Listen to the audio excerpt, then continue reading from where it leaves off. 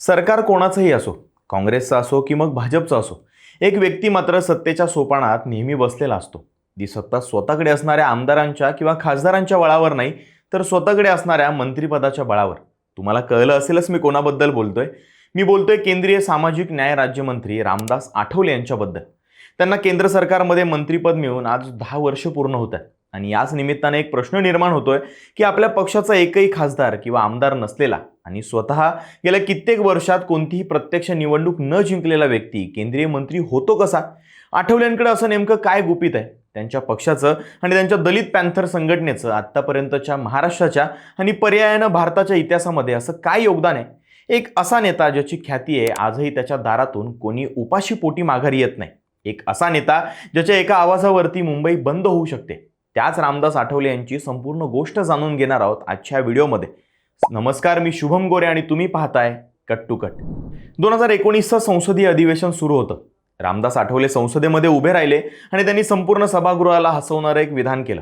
ते राहुल गांधींकडे बघून असं म्हणाले की राहुल जी, जब आपकी सत्ता थी तब मैं आपके साथ था. आपकी सत्ता जाने के बाद मैंने हवा का रुख देखा और मैं नरेंद्र मोदी जी के साथ चला गया. हे ऐकून पंतप्रधान नरेंद्र मोदींपासून सोनिया गांधींपर्यंत सगळे ढसाढसा हसले. या विधानामध्ये जितका विनोद होता तितकंच आठवलेंच्या राजकारणाचं विदारक सत्यही दडलेलं होतं. आठवले राजकारणातले चाणक्य नसतील सुद्धा, पण ते राजकीय हवा ओळखण्यामध्ये अत्यंत पटाईत आहेत. 1990च्या दशकामध्ये आठवले हे काँग्रेस राष्ट्रवादीसोबत, विशेषतः शरद पवारांसोबत राहिले होते. परंतु 2009च्या शिर्डी लोकसभा निवडणुकीमध्ये काँग्रेस आणि राष्ट्रवादीच्या अंतर्गत राजकारणामुळे आठवलेंचा पराभव झाला. आठवलेंनी हा आपला पराभव आपल्या पाठीत मारलेला खंजीर मानला आणि अनेक वर्षांची पवारांची साथ सोडण्याचा ऐतिहासिक निर्णय घेतला.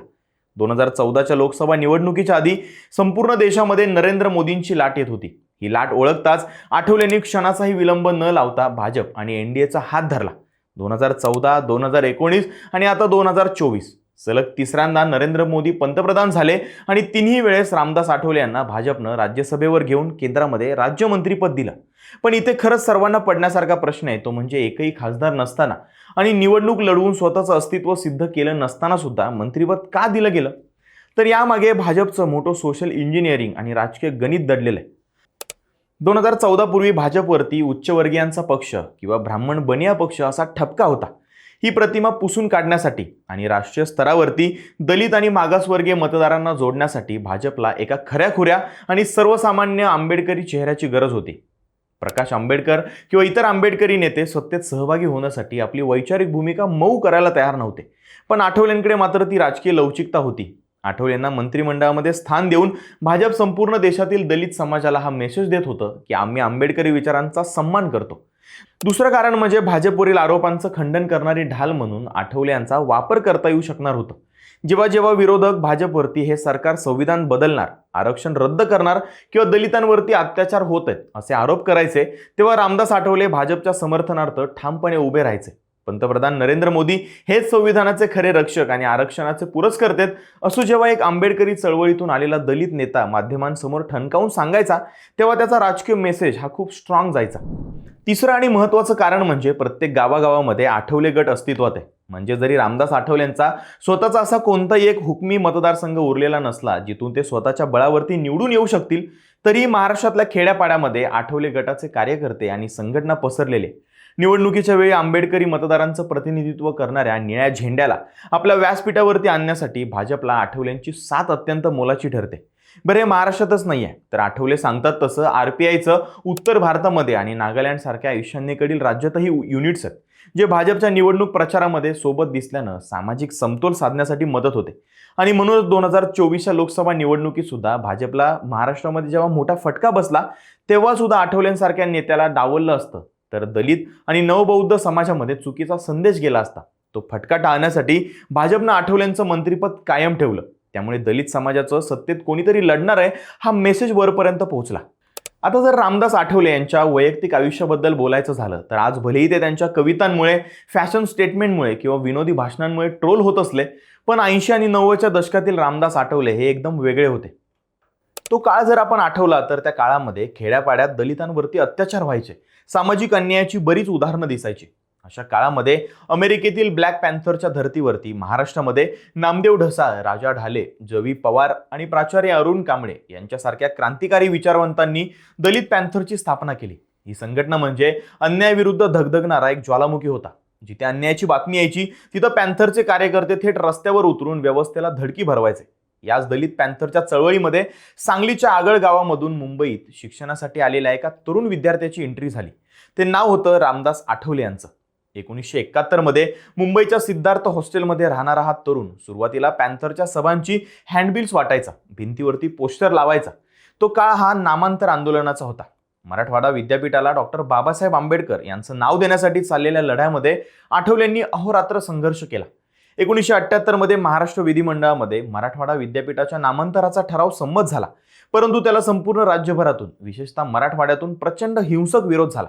या काळामध्ये दलित पॅन्थरचं तरुण आणि आक्रमक नेता म्हणून डॉक्टर रामदास आठवले यांनी या आंदोलनाची धुरा आपल्या खांद्यावरती घेऊन मुंबईतल्या सिद्धार्थ हॉस्टेलमधून संघटना मजबूत करत संपूर्ण महाराष्ट्रामध्ये ऐतिहासिक लॉंग मार्च आयोजित केला होता.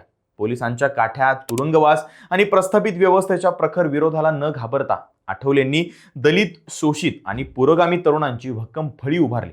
त्यांच्या याच अखंड संघर्ष, मोर्चे आणि राजकीय पटलावरील सातत्यपूर्ण दबावामुळे शेवटी 14 जानेवारी 1994 रोजी तत्कालीन सरकारनं विद्यापीठाचा डॉक्टर बाबासाहेब आंबेडकर मराठवाडा विद्यापीठ असा नामविस्तार केला. नामदेव ढसाळ आणि राजा ढाले यांच्यानंतर आठवलेंनी दलित पॅन्थरचं नेतृत्व अत्यंत समर्थपणे सांभाळलं. रस्त्यावर उतरून शिवसेनेसारख्या प्रखर हिंदुत्वादी संघटनेशी दोन हात करणारा हा नेता हळूहळू दलित चळवळीचा सर्वात मोठा जननेता बनला. 90च्या दशकात दलित पॅन्थर बरखास्त झाली आणि रिपब्लिकन पार्टी ऑफ इंडियामध्ये अंतर्गत गटबाजी सुरू झाली. तेव्हा आठवलेंनी Republican Party of India Athawale गट स्थापन केला. याच काळात शरद पवार यांनी आठवलेंमधील जननेत्याची ताकद ओळखली आणि त्यांना आपल्या सरकारमध्ये सामील करून घेतलं. आठवले यांची ओळख फक्त एक राजकारणी म्हणूनच नाही, तर एक असा नेता, एक असा व्यक्ती ज्याचा त्यांच्या कार्यकर्त्यांशी थेट संवाद असतो. म्हणजे असं म्हटलं जातं की महाराष्ट्रामध्ये शरद पवारांनंतर रामदास आठवले हे एकमेव नेते की राज्याच्या कुठल्याही कानाकोपऱ्यात गेले तर ते कार्यकर्त्याला त्याच्या पहिल्या नावाने हाक मारू शकतात. कार्यकर्त्याच्या सुखादुःखात, लग्नाला किंवा मैताला धावून जाणारा नेता, अशी रामदास आठवले यांची ख्याती आहे. जरी ते हवा का रूप बघून सत्तेत सामील होत असले तरी त्यांच्या सत्तेत येण्यानं बऱ्याच दलित कुटुंबांची कामं सुरळीला लागली. त्यामुळे फक्त कविता करणारा, कॉमेडी करणारा नेता असं त्यांच्याकडे न बघता जनतेतला एक नेता, एक सच्चा राजकारणी म्हणून त्यांच्याकडे बघितलं पाहिजे. कारण 70-80च्या दशकातले आक्रमक आठवले जर तुम्ही खरंच आठवले तर अक्षरशः अंगावरती काटा येतो की आपल्या समाजासाठी एखादा व्यक्ती इतका स्ट्रॉंग पद्धतीने उभा आहे. तुम्हाला काय वाटतं? रामदास आठवले यांचं हे सत्ताकारण तुम्हाला आवडतं का? आणि यामुळे खरंच दलित समाजाच्या कुटुंबांना याचा फायदा होतो का? कमेंट बॉक्समध्ये आम्हाला सांगायला विसरू नका. आणि जर व्हिडिओ आवडला असल्यास लाईक करा, शेअर करा आणि अशाच राजकीय विश्लेषणांसाठी आपल्या कट टू कट या यूट्यूब चॅनलला सबस्क्राईब करायला विसरू नका.